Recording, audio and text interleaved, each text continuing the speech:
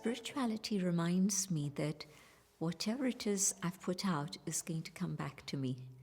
It's the cause and effect, the boomerang story, karma, which means that I understand deeply that if I've done something wrong, unless I sort it out and put it right, it's going to come back to me, maybe even multiplied, to teach me more lessons, because that's how the boomerang works, comes back with even greater force. And so when I understand this, I say, I want to be able to move forward. I want to be able to experience peace and maybe even freedom. It's a very popular word, freedom. Everybody wants freedom, but we don't know how to achieve it or even what it is really. And so when I start looking inside and I see that there are things that I've done that I need to seek forgiveness for, but also I need to have the inner power to be able to change. It serves very little purpose to be able to say sorry and then carry on with the same habits. And most times this is what happens. I can let go of something, but then I carry on with the same pattern of behavior. And so when I say sorry, now with spirituality and realization, then I realize deeply how I need to change, forgive myself, and the same for others. What was my response when somebody wronged me? Am I able to change my responses to them and be able to forgive them so that I can be free to move on? I can move forward without carrying a burden. And so I see that spirituality teaches me all of these things which rearranging the furniture in my head wouldn't necessarily do. I wonder if there's a moment when, if I'm suffering, can I find a way not to suffer? And if I'm not able to do that, if I'm not able to accept the situation, acceptance is also a big part of forgiving. And so if I'm not able to accept the person or the situation, am I able to have the courage to say, can I do something differently? Can I make a shift and a change in my life? And if I'm unwilling to do that, and I'm unable to make the shift inside and accept, then I have to ask, why am I choosing to be a victim? And my understanding of that is also something that wouldn't be very popular when people hear it. It's because even though somebody is an oppressor, there's still something I'm taking from them, and this is why I'm allowing things to carry on. And so spirituality means being able to go inside and really see with honesty in the mirror of my heart what's going on. Why am I choosing to stay a victim? Can I change my attitude? Can I change my situation? There was a particular person who was having a very hard time in their life, and somehow I felt I needed to support them. And so I was giving them time and attention and offering them opportunities to do something positive, something good. But their situation continued to deteriorate, and they then came to a point where they were suicidal. They phoned me, and from the tone of voice and the things they were saying, I said, okay, just wait, I'm coming. I went to meet them, and I was able to remind them of the good that they had done and the possibilities of more good happening. And they shifted, and it was okay. They changed their situation, and I continued to support them. But more and more I was getting feedback from people that this person was a very angry person. And I noticed it in a few occasions. They had many skills, and they were using those skills in a very beautiful way for serving others. So I continued to support them. Until it came to a point where they began to have this idea of a particular retreat place for children. And I didn't know this. I discovered it much later on when there was a little group that formed around this individual. And I then understood that they had actually been collecting large sums of money from these people. And the retreat place, when was it going to happen? Who knows? Was it real? Was it just a dream? Was it a practical reality? Who knows? But one person out of that little troop broke away and came to speak to me. And it was a person who was very trustworthy. And when they shared their story, they said how they had been totally taken in by this other person, by their charisma, and gradually they'd understood that things were not right.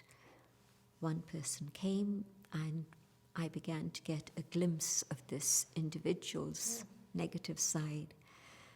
And more stories started to come out, because when one breaks the ranks to hide evil, others are given courage to do the same. And so it went on. At some point, this person again turned to me to ask me for support and assistance, because by then their group had disintegrated. And I said to them, no, I don't think I can support you. But if you're ready to change, then this is the next step that you should take in your spiritual journey. I then discovered a little while later that they were still taking advantage of innocent people. And I hadn't publicized this story, thinking that, is this what I should do? And I felt at that moment that a lot had been resolved, and my hope was that this person would change, but they didn't change. And at that point, I said, I don't think it's going to be possible for me to support you anymore. If you go to any other place which I'm connected with, I'm going to have to tell them, just to be very careful. And it was a story in which I found it very, very hard to forgive. And then there came a moment when I realized that this person was occupying too much space in my head. I was thinking about my support for them, their behavior, the people who had gone through a hard time. Monetarily, I think a lot was settled, but I think people were left with a hurt, a deep hurt and pain. And trying to deal with all of this, I then had to remind myself that I wasn't the judge and jury, but whatever it is they had done, they were accountable to God. And when I took that really seriously to heart, that I had done with good intentions what I could, and then I'd also supported the people who had broken rank, but I had to let go of it and let that individual be accountable to God. I could not be accountable, and I shouldn't even expect anything from them. And that brought a full stop to that story, and that person didn't come back to me, but also there were no other people that I'm aware of who were damaged. Then a while later, I heard that they became very ill. And again, I asked myself the question, is there something I need to do? And before I could even work that out, a senior yogi, Dadi, had heard about their situation and reached out and gave them the help during their period of illness. And again, after that, I don't know further.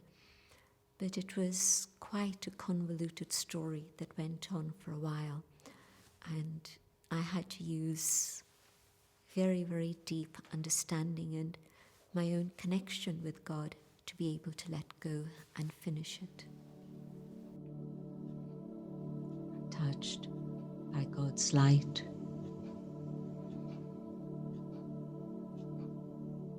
I remember that I had begun my journey completely pure, sparkling, and clean.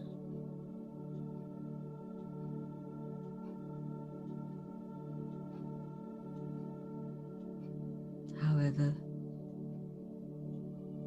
as soon as I came on earth and began my journey here, I began to accumulate a tiny, tiny amount of dust. And as time went on, I realized that I carry a huge amount of dust within myself.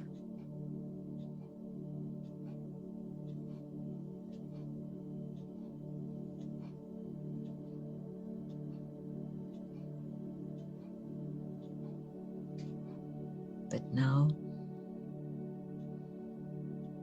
having been reminded of my original state of being, pure, clean, sparkling,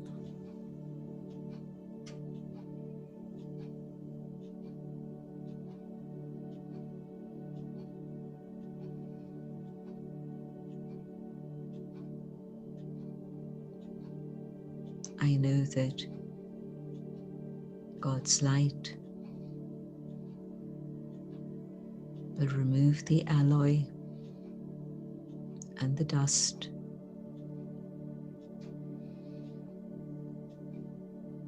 so that I begin to sparkle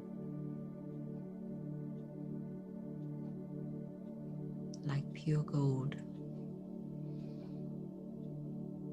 I return to that state of purity.